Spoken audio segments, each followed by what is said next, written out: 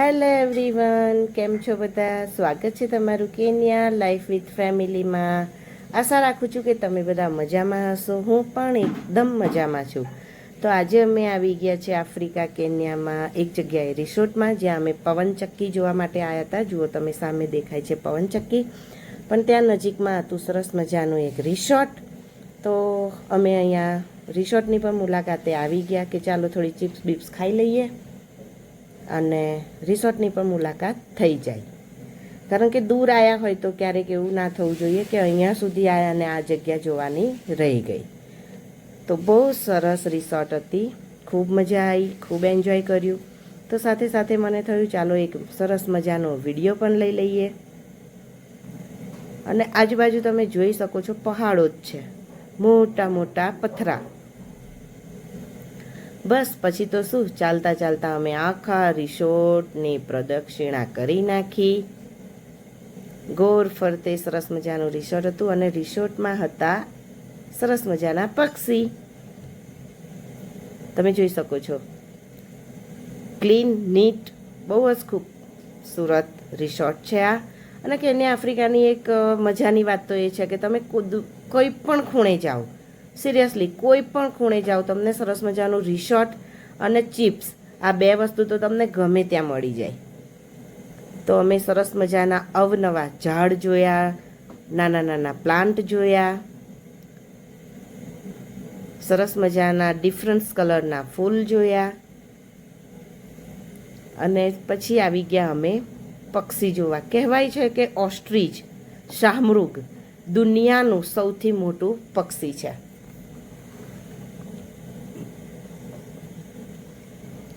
તો અમે શાહમૃગ જોવા આવી ગયા.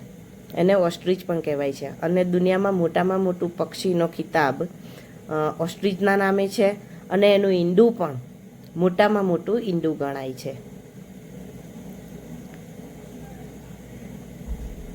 એ બહુ દૂર સુધી ઉડી શકતું ના હોવાથી ફાસ્ટ ભાગે છે. તો જુઓ, તમને દૂરથી દેખાય છે ઓસ્ટ્રીચ. તો અમે તો ખૂબ જ ખુશ થઈ ગયા, ઘણા બધા ફોટોઝ લીધા અને મેં વિડીયો પણ લઈ લીધો કે તમને બધાને પણ મારે તો વિડીયો દેખાડવાનો હોય છે જ કે ચાલો આની વિડીયો લઉં તો સરસ મજાનું તમે પણ શાહમૃગ ઓસ્ટ્રીચ જોઈ શકો. અને જેવા માણસોને જોયા એણે તો બૂમા બૂમ ચાલુ કરી દીધી હતી.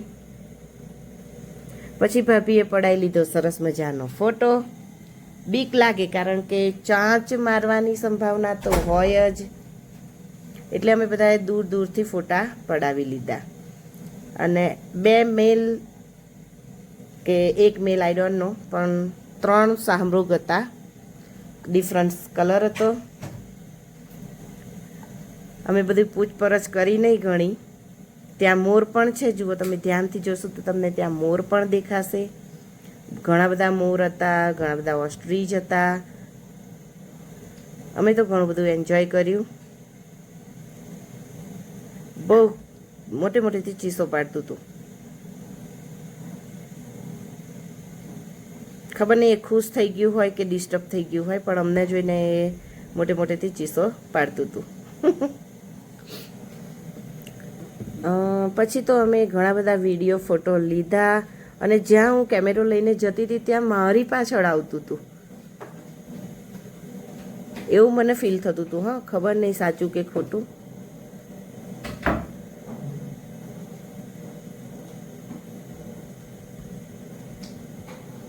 જો કેવું સરસ મજાનું બધા ફોટા પડાવી લે છે.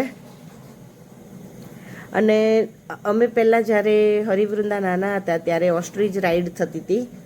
તો અમે બંને બાળકોને ઓસ્ટ્રીચની રાઈડ પણ કરાયેલી છે જ્યારે બહુ નાના હતા. અત્યારે તો ખબર નહીં ઓસ્ટ્રીચની રાઈડ આ લોકો કરાવે છે કે નહીં, પણ નાના બાળકોને 1 થી 10 વર્ષના બાળકો હોય એમને તો ઓસ્ટ્રીચ ઉપર બેસાડતા હતા.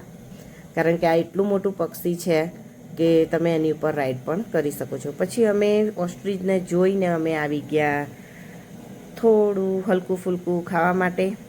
તમે જોઈ શકો છો કેટલી બ્યુટીફુલ જગ્યા છે. ખરેખર મનને એકદમ શાંતિ મળે એટલી ફાઇન જગ્યા હતી.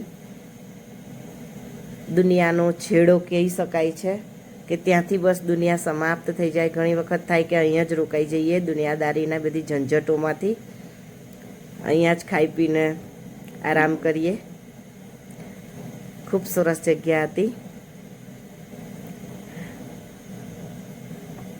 આશા રાખું છું કે તમને પણ આ જગ્યા ખૂબ ગમી હશે અને જ્યારે પણ કેન્યા આફ્રિકાની મુલાકાત લો ત્યારે આ રિસોર્ટની પણ મુલાકાત લેજો.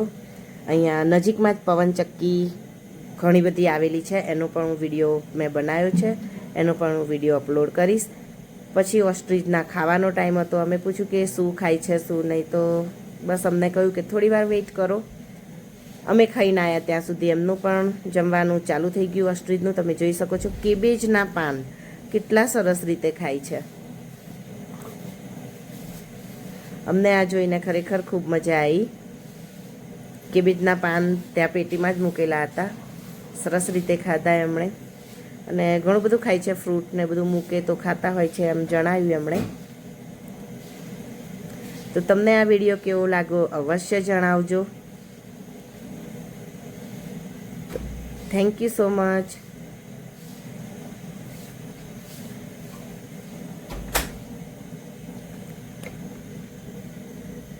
ખૂબ સરસ વિડીયો છે.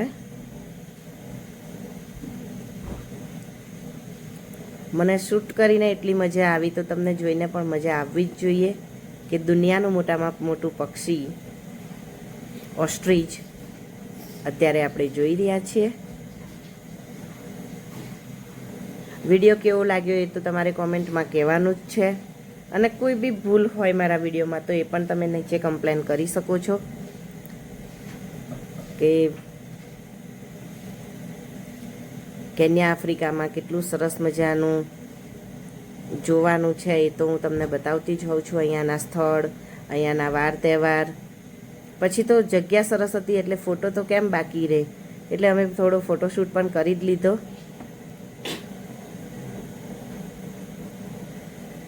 ખૂબ બધા ફોટા પડાયા છે.